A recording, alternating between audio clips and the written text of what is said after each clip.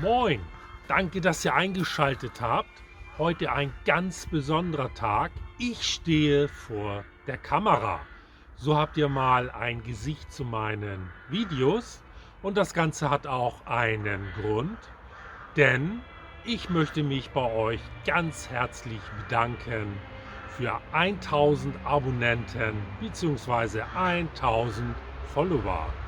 Das finde ich sehr erstaunlich, weil meine Videos in der Regel gar nicht so viele Klicks haben.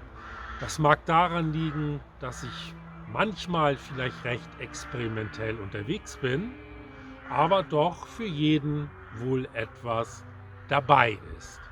Eigentlich hatte ich für diesen Anlass ein ganz anderes Video vorgesehen, aber in Zeiten wie diese halte ich es für nicht angemessen. Es herrscht Krieg in Europa, in der Ukraine, ein erbitterter Angriffskrieg. Daher zeige ich euch heute ein ganz anderes Video, was auch eine kleine Einstimmung auf mein nächstes Projekt ist. Das wird nämlich sein eine Weltreise durch Schleswig-Holstein. Hier gibt es nämlich ganz viele sehr bekannte Orte, wie zum Beispiel Brasilien, Kalifornien, England, Kamerun, aber auch Russland und auch ganz bekannte Städte wie Berlin und Belgrad. Das Ganze schauen wir uns einmal gemeinsam an und ich werde die Reisen auch kulinarisch begleiten. Und zwar auf meinem Trangia-Kocher, auf meinem Sturmkocher werde ich das jeweilige Nationalgericht nachkochen. Das erste Gericht, das ich nachkochen werde, wird ukrainisches Borscht sein. Und das Gute daran ist, ihr seht das Ergebnis jetzt.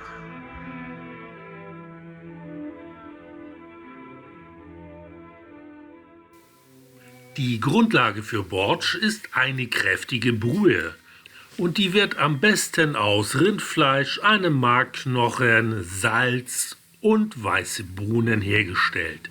Wasser wird natürlich auch benötigt.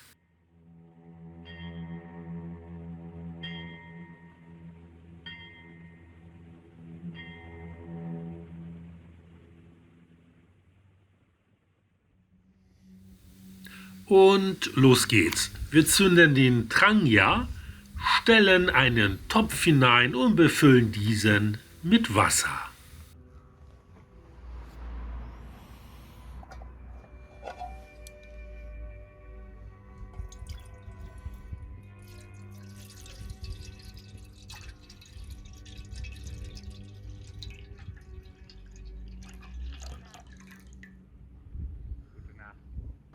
Weiter geht es mit einer anständigen Prise Salz.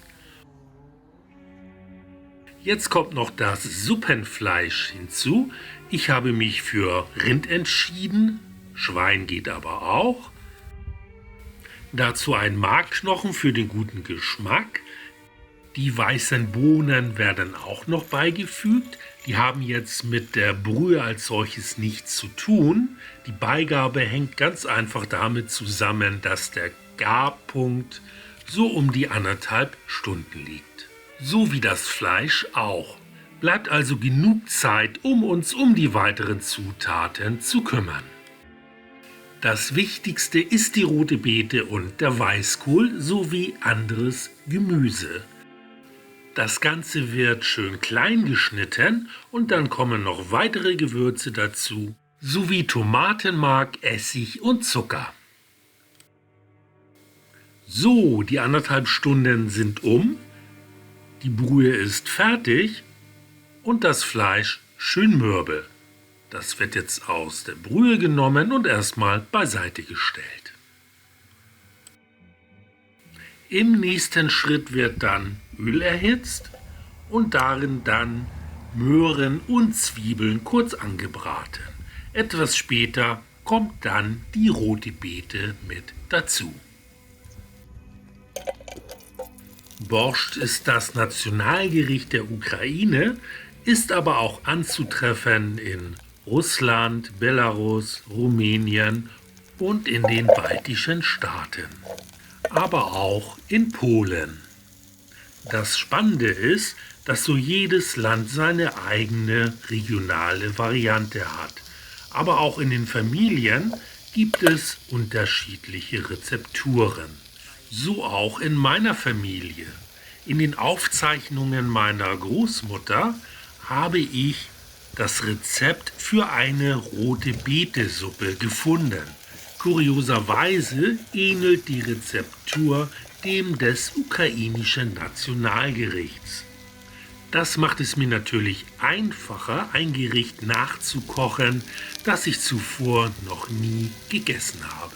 Wie auch immer, auf alle Fälle ist Borscht sehr gesund und der Eintopf ist so ganz nebenbei auch hübsch anzusehen. Dazu aber später mehr. Wir müssen das Ganze ja noch zu Ende kochen und rühren das Ganze erstmal um.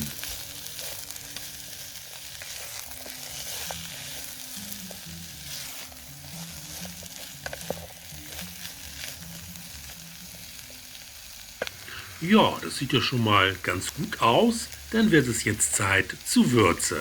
Salz und Pfeffer sind eine gute Wahl, aber natürlich sind auch andere Gewürze möglich. Ihr nehmt einfach das, was ihr am liebsten mögt.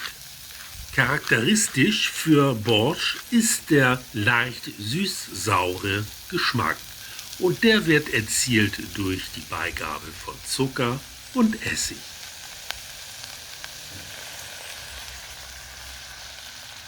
Dann das Ganze gut durchmischen und so um die 8 bis 10 Minuten aufkochen.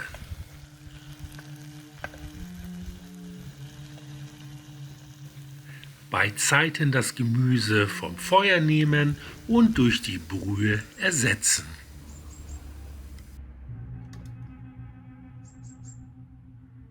Sehr schön. Jetzt ist es an der Zeit, den klein geschnittenen Weißkohl beizugeben und auch die zu Würfel geschnittenen Kartoffeln.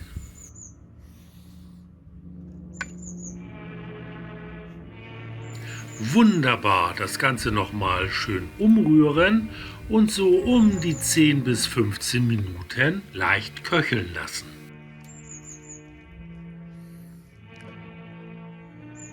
In der Zwischenzeit werfen wir einmal einen Blick auf die weiteren Zutaten. Das wäre zu einem das gedünstete Gemüse, Creme fraiche, Lorbeerblätter, Knoblauch, Dill und das in der Brühe gekochte Rindfleisch, das klein geschnitten wird.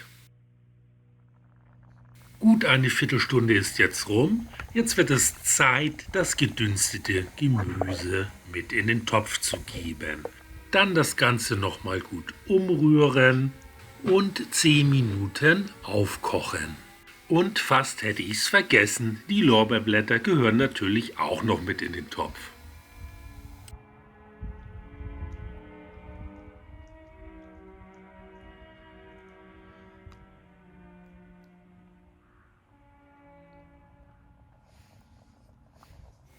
Das Borscht ist fast fertig, fehlt nur noch das vorbereitete Rindfleisch und eine Knoblauchzehe. Dann nochmal gut durchrühren und 5 Minuten köcheln lassen. In Borscht sollte so viel Gemüse enthalten sein, dass ein Holzlöffel im Suppentopf stehen bleibt. So sagt es die Tradition. Da das der Fall ist, darf jetzt serviert werden.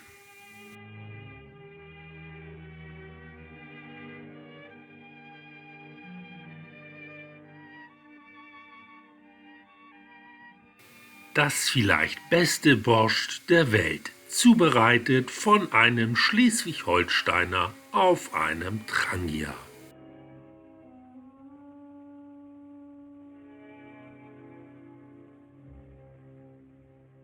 Es fehlt noch die Dekoration. Ich habe mich für Creme fraiche entschieden, es geht aber auch Schmand oder saure Sahne. Des Weiteren empfiehlt sich Dill oder Petersilie.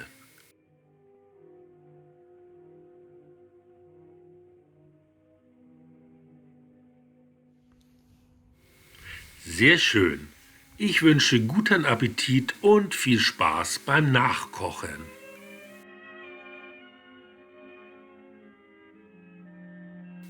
Apropos Nachkochen, das habe ich auch noch mal getan. Mir war das Ganze etwas zu kompakt. Ich habe die Zutaten ein wenig variiert und das Ergebnis ist dann dieses hier. Der Eintopf ist flüssiger geworden, gefällt mir persönlich besser. Aber jeder Koch hat so seine eigenen Vorlieben. Auf jeden Fall auch hier schon mal guten Appetit. Ich freue mich auf ein nächstes Mal. Tschüss und bye bye.